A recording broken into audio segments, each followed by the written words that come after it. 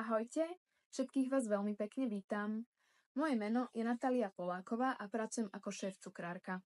Zároveň som aj novou a musím povedať, že veľmi hrdou ambasádorkou firmy patisserie.sk.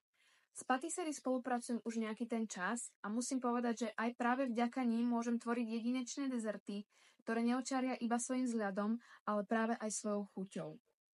Vždy tvrdím, že mať dobrú a kvalitnú surovinu je polovicou úspechu pri mojej práci. Ja už nebudem ďalej zdržovať, poďme si spolu pripraviť náš prvý spoločný dezert. V prvom kroku si pripravíme cesto na máslovú sušienku, ktorú finálne použijeme ako podstavec na hotový dezert. Do misky si nasypeme 200 g hladkej múky, 150 g práškového cukru, 125 g masla, jedno celé vajíčko a necelú polievkovú lyžicu kypriaceho prášku do pečiva. Pripravené suroviny vložíme do robota a necháme poriadne vymiesiť, až kým sa nám všetky suroviny kompletne nespoja. Následne si pomúčime pracovnú plochu hladkou múkou a ešte si ručne zapracujeme cesto na stole. Takto hotové cesto si zabalíme do potravinárskej fólie a necháme odpočívať aspoň 60 minút. Medzi tým sa pustíme do druhého kroku a pripravíme si kostru celého dezertu. Do misky nasypeme 300 g bielej čokolády a necháme ju rozpustiť vo vodnom kúpeli.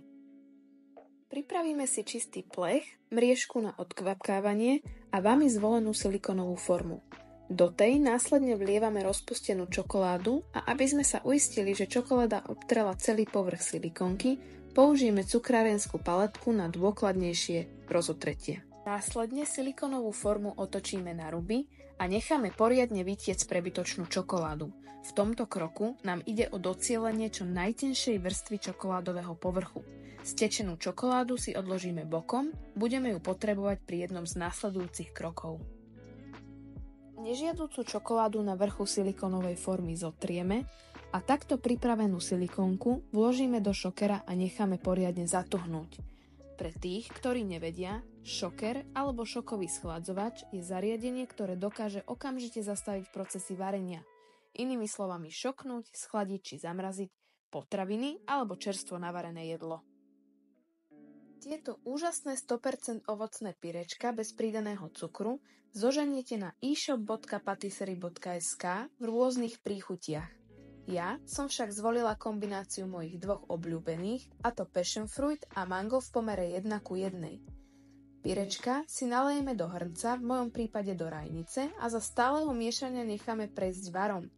Následne zahustíme gustinom a trochou vody. V tomto kroku treba byť však opatrný, keďže omačku chceme zahustiť ozaj iba trochu, aby nám pri reze finálneho dezertu krásne vytiekla sama. Omačku treba nechať dôkladne prejsť varom, aby sme sa zbavili škrobovitej chuti po gustine.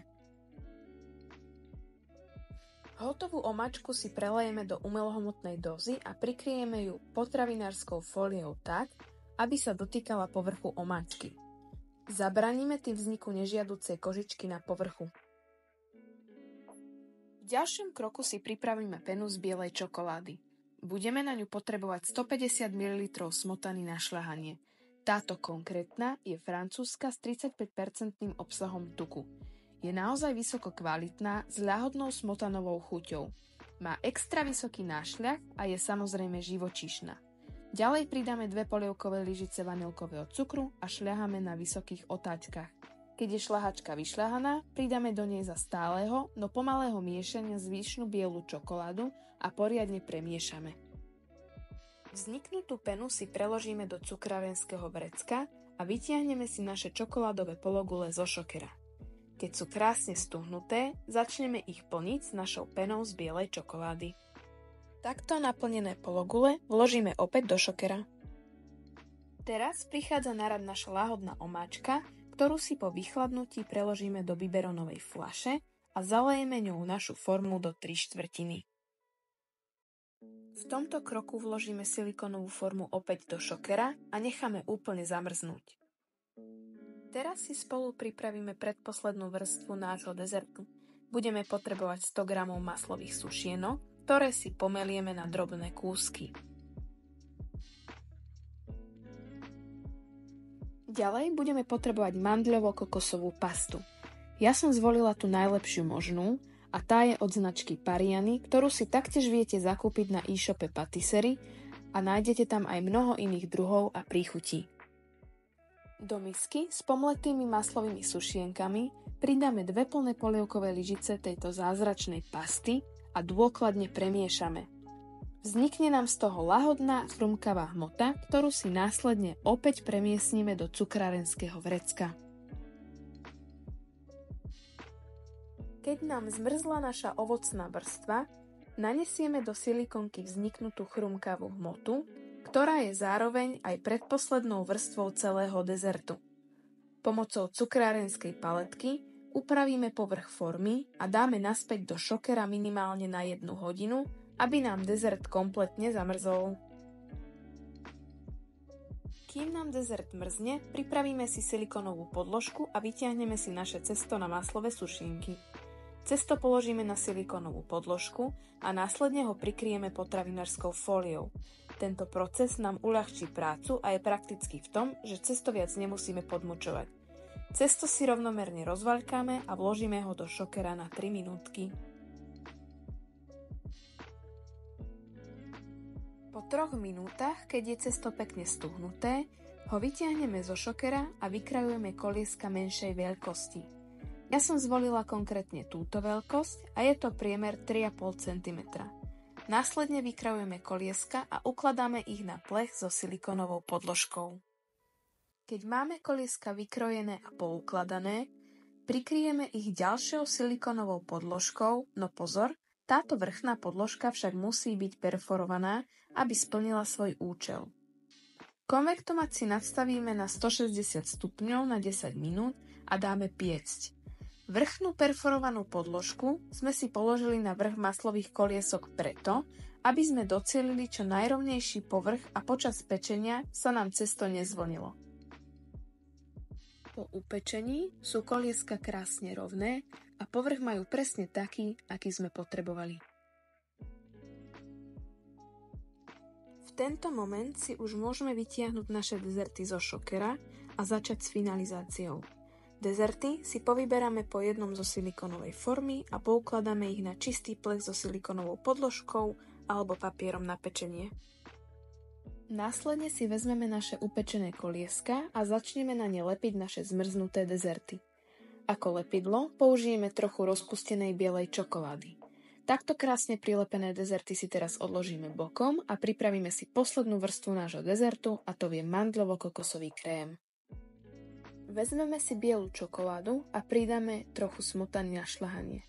Spolu to necháme roztopiť a vznikne nám z toho tzv. Ganáš, do ktorej následne pridáme 1 polievkovú lyžicu mandľovo-kokosovej pasty a poriadne premiešame.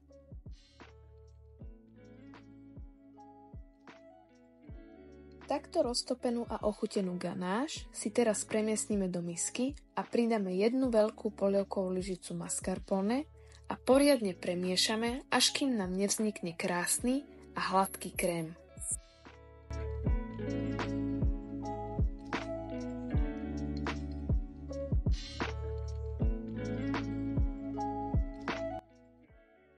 Teraz si vezmeme cukrárenské vrecko s hladkou špičkou a naplníme ho našim mandľovo-kokosovým krémom.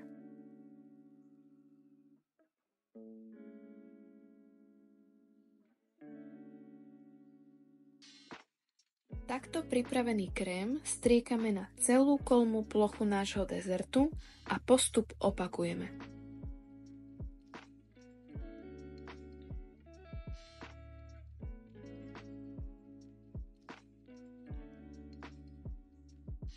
Dezert si môžete ozdobiť čerstvým ovocím alebo čímkoľvek iným podľa vášho gusta. Ja som zvolila jedlé zlato, kokosové lúpenie a na oživenie farieb som pridala bylinku vinaigrette. Tak, a takto vyzerá náš dezert vo finálnej podobe. Ja vám všetkým veľmi pekne ďakujem za vašu pozornosť a za váš čas. Dúfam, že sa vám tento recept páčil a že sa vidíme pri ďalšom videu. Nezostáva mi už nič iné, len vám zaželať dobrú chuť.